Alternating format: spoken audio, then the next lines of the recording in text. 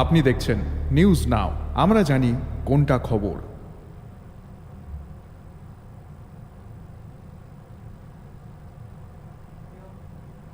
केंद्रीय मंत्री अश्विनी वैष्णव ने शनिवार को घोषणा की कि सरकार ने देश के साइंस एंड टेक्नोलॉजी इकोसिस्टम पर केंद्रित विज्ञान धारा स्कीम को मंजूरी दे दी है। इसमें कक्षा 11वीं और 12वीं के छात्रों के लिए इंटर्नशिप और यूजी, पीजी, पीएचडी और पोस्ट डॉक्टरल अनुसंधान के लिए फेलोशिप शामिल है।